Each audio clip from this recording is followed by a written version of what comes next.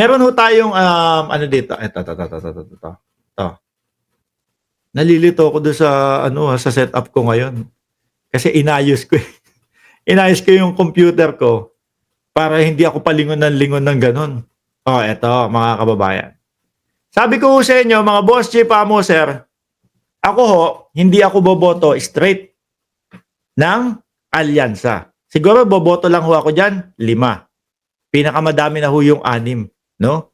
Wala sa akin yung Camille Villar, hindi ko iboboto 'yon. Hindi ko iboboto yung si Manang Aimee, wala na naman tuluyan diyan eh, di ba? Hindi ko iboboto 'yon. Oh, sino pa? Si Tolentino hanggang ngayon hindi ako naniniwala kasi kay Tolentino eh, no? Na talagang magi-straight siya diyan sa alyansa eh. Ang paniwala ko kay Tolentino hanggang ngayon mga kababayan, pagka nanalo ho yan, babalik din ho yan, no? Sa PDP. Babalik din ho yan kay dating Pangulong Duterte. Ang pinapaniwalaan ko kay Tolentino is yung kung saan malakas, doon muna, no? Baka nga mamaya pinag-usapan pa nilang lahat yan eh. Na ano ho, pinag-usapan nilang lahat mga kababayan na doon ka muna, madadamay ka sa amin. Alam mo naman, mainit sa atin ang Pilipino, no? Ang tingin sa atin ng sambayan ng Pilipino ay para tayong mga pro-China. Anong parang? Eh di ba yun naman talaga? Eto naman ho, mga bossing. So, paano ko naman pupunuan ho yung balota ko, mga kababayan? Kung mga 5 lang. Siyempre, halo-halo po, sama-sama. No? At tayo naman ho, hindi porket nasa alyansa hindi porket nasa gobyerno ang suporta natin, hindi tayo pipili o titingin o lilingon o mag-aaral doon sa mga plataforma at mga nagawa ng mga ibang kandidato. Kaso ho doon sa PDP mga kababayan, ayan nga, paulit-ulit ang naririnig natin, bring him home lang po at nakapokus sa mga Duterte. At alam natin na ang tanging gagawin yan, lalong-lalo na ho sa impeachment mga bossing, ano? Iiwas si Inday Sara Duterte sa impeachment kahit hindi nila alam, no? Yung mga ebidensya. Siyempre, mahahaluan po yung iboboto ko, mga boss, chief, amo, sir, ng mga kakamping. Lalong-lalo na ho, nakikita natin ang suporta ng mga kakamping kay Pangulong Bongbong Marcos. Yan hong nakikita nyo, mga kababayan, naging proyekto at magiging proyekto, yan po ay kay Kiko Pangilinan. No? Sabi ko naman po sa inyo, susuporta ako doon sa kandidatura ni Heidi Mendoza, mga kababayan. Sa impeachment, kung sa impeachment ang pag-uusapan, yung Heidi Mendoza, ano po, malamang yun ang pinakamaraming magiging tanong kung sakali na maging judge iyon sa impeachment ni Inday Sara Duterte. Bakit to? Isa siya doon sa humulma o bumuo kung paano i-audit ng tama ang confidential funds. Kaya po lahat ng pasikot-sikot, paligoy-ligoy about dyan sa confidential funds issue na hindi masagot ng Vice Presidente, naniniwala ho ako na talagang madudurog ni Heidi Mendoza yan. Pagkatapos naman po ng impeachment, mga kababayan, yung Heidi Mendoza, naniniwala ako, talagang ma-audit yung mga na-elect na. No? Yung mga na-elect na ho. So, maiiwasan ang mga pagnanakaw sa gobyerno, mga kababayan. Ngayon, eto naman po kay Kiko Pangilinan, Education and Youth. Universal Access to Quality Tertiary Education Act RA 10931 provides free tuition and miscellaneous fees, no, in state, university, and college. Free internet access in public places Act RA 10929, no, ensure free internet access in public areas including school and library. Ikumpara mo naman to mga kababayan kay Bungo, anak ng... Matatawa ka na lang kay Bungo eh. Ikumpara mo ito, mga kababayan, kay Bato de la Rosa at lalong-lalo naman po doon sa number 1 senator natin, na Robin Padilla, mga bossing. Ayan o, Student Fare Discount Act. Diba? Grant student a 20% fare discount on various modes of transportation. May mga sinabi po at maayos yung mga ginagawang mga batas. Naalala ko tuloy si Robin Padilla eh. Yung isang Robin Padilla ho, mga kababayan, may isinusumite. May gustong maging bill yung si Robin Padilla. Gusto niya maging bill, anti-dynasty bill. No? Ngayon ho, mga kababayan, pagkatapos ng isang linggo, kung di ako nagkakamali, si Inday Sara Duterte nag-announce.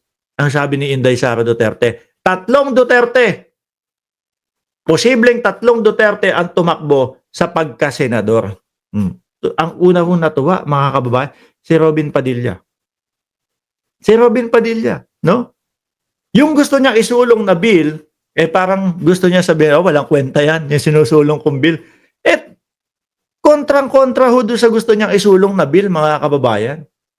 Anti-dynasty, tapos okay sa kanya, tatlong Duterte sa Senado. Di kengkuyan lang ho ang nangyayari, mga bossing. Kengkuyan lang. Minsan naisip ko, si Robin Padilla kaya ang sumulat nitong mga isinusulong niyang bill? Kasi parang hindi niya alam yung ibig sabihin. No? Biruin mo, nagsusulong ka, maipasa yung bill na yon.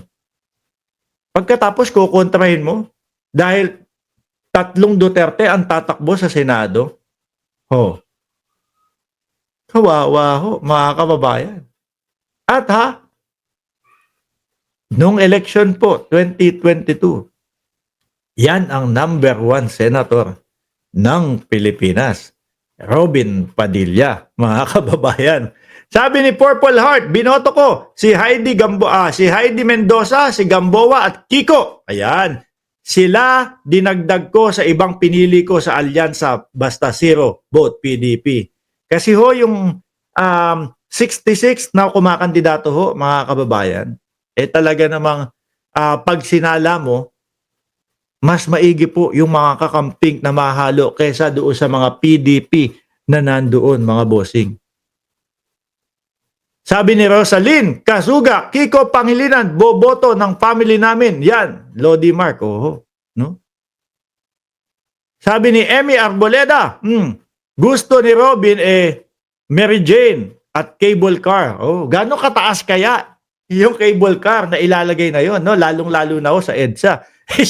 Siyempre meron ng ano doon. Ano ba, MRT o LRT? MRT, di ba? Siyempre, dapat masihigatan ng cable car at taas na doon. Di ba, mga kababayan? Kaya, itong susunod na eleksyon, no, mga boss Chipamo, sir, sa Mayo, kailangan piliin natin yung maayos. No? Hindi porkit, hindi. Si Kiko Pangilinan kasi, nandoon yan sa pink.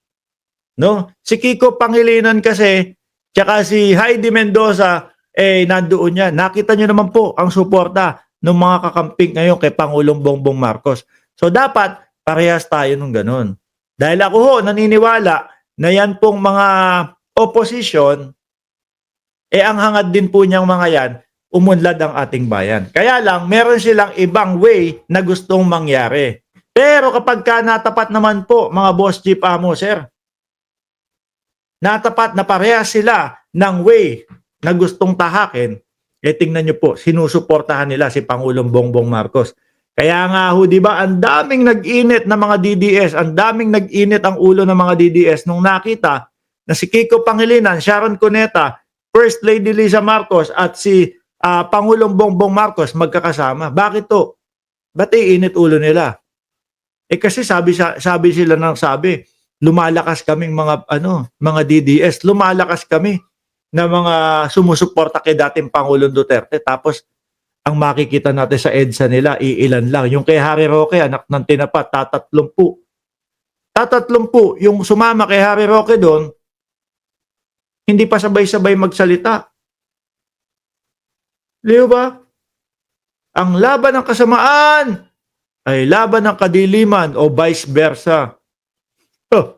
Tapos ito ho, nakikita nila, yung pink at pula, unti-unting nagsusuportahan ho. Di ba? Kaya nga ho ako hindi ko na tinatawag ang kakamping ng dilawan Kasi ang dilawan, anti-Marcos. Ngayon po, ang mga dilawan ngayon, mga kababayan, yung mga DDS. Yung mga DDS na kung ano-ano po ang ginagawa para lang masira si Pangulong Bongbong Marcos. Meron dyan na adik si Marcos, Lahat ho, walang napatunayan mga bossing.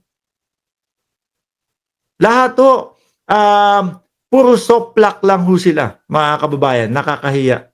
Kaya nga po yung video nila na ipinapakita ho, mga boss Chief Amo, sir, yung video nilang ipinapakita na pulburon video, ano ho nangyari?